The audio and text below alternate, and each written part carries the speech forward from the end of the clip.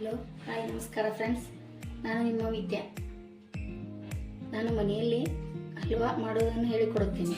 ಅದಕ್ಕೆ ಬೇಕಾಗುವ ಸಾಮಗ್ರಿಗಳು: 1 ಕಪ್ ಕಾರ್ನ್ಫ್ಲವರ್ ಹಿಟ್ಟು, 1 ಕಪ್ ಸಕ್ಕರೆ, 1 ಕಪ್ ಎಣ್ಣೆ, 1 ಕಪ್ ನೀರು, ಸ್ವಲ್ಪ ಗೋಡಂಬಿ, ಸ್ವಲ್ಪ ಕುಂಬಳ ಬೀಜ, 1 ಚಿಟಿಕೆ ಏಲಕ್ಕಿ ಪುಡಿ, 1 ಚಿಟಿಕೆ ಫುಡ್ ಕಲರ್, ಸ್ವಲ್ಪ ತುಪ್ಪ. ಈಗ ಮಾಡೋ ವಿಧಾನವನ್ನು ಹೇಳಿಕೊಡುತ್ತೇನೆ. 1 ಖಾಲಿ ಪಾತ್ರೆ ತೆಗೆದುಕೊಳ್ಳಿ, 1 ಕಪ್ ಸಕ್ಕರೆ, ಕಪ್ ನೀರು, 1 ಕಪ್ ಎಣ್ಣೆ, ಇವನ್ನು 3 ಹಾಕಿ ಸ್ವಲ್ಪ ಕುದಿಯಲು ಬಿಡಿ. ಒಂದು 15 ನಿಮಿಷದ ನಂತರ ಮತ್ತೆ ಸಣ್ಣಗೆ ಸ್ಟೋವ್ ಇಟ್ಟು ಅದನ್ನು ಕುದಿಯಲು ಬಿಡಿ. ಬೇರೆ ಬೌಲ್ನಲ್ಲಿ ಈ ಕಾರ್ನ್ಫ್ಲವರ್ ಹಿಟ್ಟನ್ನು ಹಾಕಿ ಸ್ವಲ್ಪ ನೀರು ಹಾಕಿ ಚೆನ್ನಾಗಿ ಈ ತರ ಕಲಿಸಿಕೊಳ್ಳಿ. ಅದು ಸ್ವಲ್ಪ ಗಂಟಾಗದಂಗೆ ಕಲಿಸಿಕೊಳ್ಳಿ.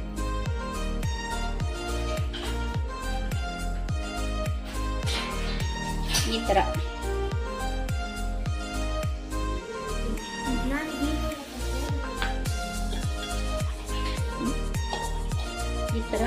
ಚೆನ್ನಾಗಿ ಗಂಟಾಗದಂತೆ ಕಲಿಸಿಕೊಳ್ಳಿ. ಈ ಹಿಟ್ಟಿನೊಂದಿಗೆ ಫುಡ್ ಕಲರ್ ಸೇರಿಸಿ ಎರಡನ್ನು ಮಿಕ್ಸ್ ಮಾಡಿ. ನೋಡಿ, ಇದು 3 ಇಂಗ್ರೀಡಿಯೆಂಟ್ಸ್ ಈ ತರ ಕುದಿಯಬೇಕು. ಕುದಿಯಕ್ಕ ನಂತರ ಸಣ್ಣಗೆ ಈ ಹಿಟ್ಟನ್ನು ಸಣ್ಣಗೆ ಈ ತರ ಹಾಕಬೇಕು.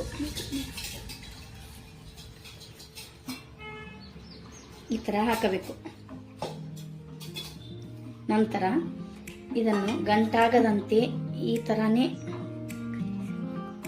ಕಲಿಸಿಕೊಳ್ಳಬೇಕು.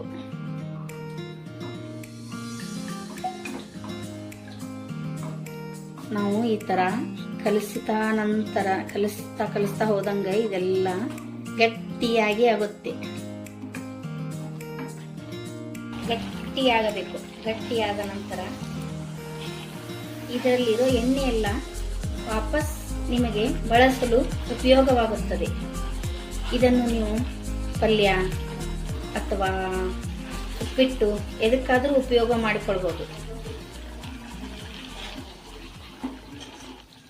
ಇದಕ್ಕೆ ಸ್ವಲ್ಪ ಏಲಕ್ಕಿ ಪುಡಿ ಮಿಕ್ಸ್ ಮಾಡಿ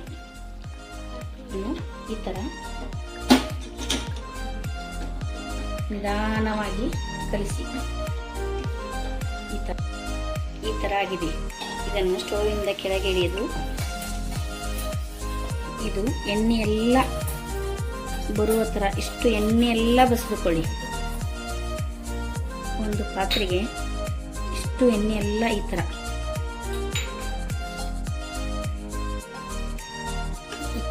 ಇದು ಯಾವುದೇ ರೀತಿಯಾಗಿ ಒಂದು ಸ್ವಲ್ಪ ಎಣ್ಣೆ ಉಳಿಯಲೇಬಾರದು. ಆ ಥರ ಎಲ್ಲ ಎಣ್ಣೆ. ಆಮೇಲೆ ಈ ಥರ ಒಂದು ಪ್ಲೇಟನ್ನು ತೆಗೆದುಕೊಂಡ ನಂತರ ಸ್ವಲ್ಪ 1 ಸ್ಪೂನ್ನಷ್ಟು ತುಪ್ಪವನ್ನು ಹಾಕಿ ಈ ಥರ ಪ್ಲೇಟ್ ತುಂಬಾನು ಈ ಥರ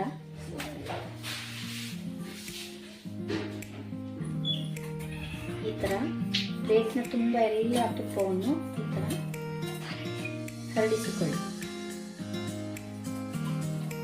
ಹರಡಿಸಿದ ನಂತರ ಈ ತರ ನೀವು ಮಾಡಿದ ಹಲ್ವಾ ಈ ತರ ಹಾಕಿ ಇದೇ ತರ ಇದನ್ನು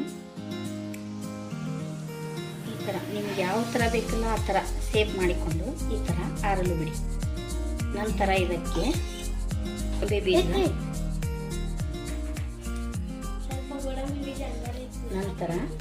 ಸ್ವಲ್ಪ ಗೋಡಂಬಿ ಬೀಜ,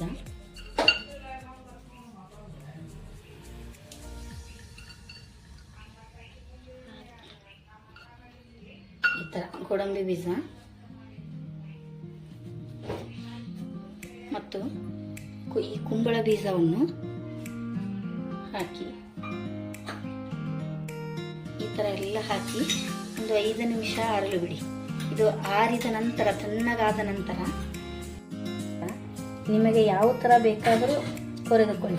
ಯಾವ ಥರ ಆಕಾರ ಬೇಕಾದರೂ ಈ ಥರ ಕೊರೆದುಕೊಳ್ಳಿ. ನೋಡಿದರೆ ಬಾಯಲ್ಲಿ ನೀರು ಬರುತ್ತೆ. ಈಗ ರೆಡಿಯಾಗಿದೆ. ನಿಮಗೆ ಇಷ್ಟವಾದಲ್ಲಿ ಲೈಕ್ ಮಾಡಿ, ಶೇರ್ ಮಾಡಿ ಮತ್ತು ಸಬ್ಸ್ಕ್ರೈಬ್ ಮಾಡಿ.